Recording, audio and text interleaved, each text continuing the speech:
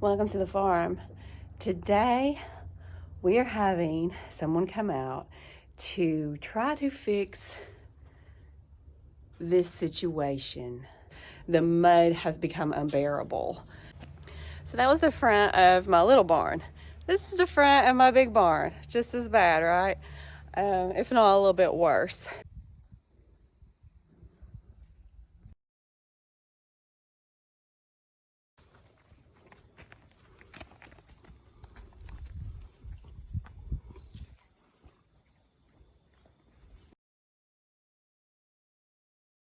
Well, hi everybody. We've got another Helpful Husband project to talk about, to review how it worked out. My wife gets a lot of questions about muddy ground in front of barns, and constantly, and we tried it at first, people approach it as a soil problem. In other words, the soil's too soft. If I just put something on top of it, mats or gravel, or just pour some Crusher Run, that should take care of it. But what we found after trial and error was it's not a soil problem in most cases. In most cases, it's a drainage problem first and a soil problem second. So here on one of our barns, we had a horrible problem with water collecting in front of the barn. I'm really fortunate. We've got a great excavator that does work for us. So he came in, he's done a lot of work at dairy barns. You know, and my first impression was, oh, the heck with it, we'll just pour a concrete pad. And as he pointed out, that concrete pad does not address the drainage problem. And all I'm going to do is wherever I end that concrete pad, I'm going to have mud again. The main problem that you've got to deal with is drainage and fall. Fall being that water runs downhill. So it's either running downhill into your area or it's not able to run downhill out of your area. And there were a couple of ways we could have approached it. One is, what's the base we're going to put down so that whatever we put as our final surface doesn't get pushed down into the mud? And how are we going to do it? We talked about laying fabric and then either rock or Crusher Run, something similar to what people call a French drain.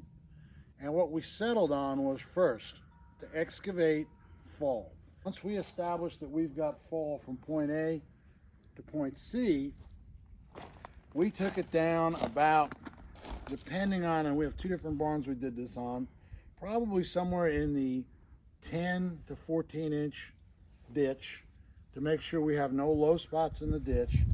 We went with a base layer of what's known as riprap rock. A riprap rock is large rock. The reason we did this is that it gives a good solid base to distribute weight on the soil that maybe get very soft when it gets wet, and at the same time provides lots of pathways for water travel between the rock. Next thing we had to decide is what we're going to cover the riprap rock with, because that's going to be a little rough for their feet. All right, and we looked at two different things. Around here they call this 55. It's a larger stone. It's not Crusher Run. Crusher Run is mostly dust. Crusher Run is very desirable for driveways because when it gets wet, it gets hard, like concrete. And Crusher Run was an option. There were two things that we decided against Crusher Run. One, we're now not allowing that water to pass through the rock down to our base layer. As the donkey listener goes and picks up manure, because we don't want that to create a dirt layer and a fertile layer for seed, she's going to pick up some of this gravel.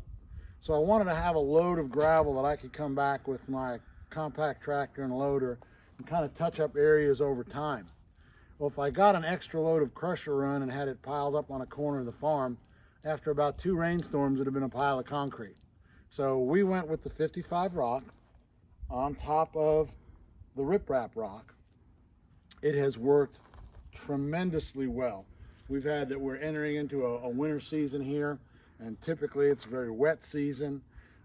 We've had very good luck because we dug and trenched down, not getting that edge muddiness that we were concerned about.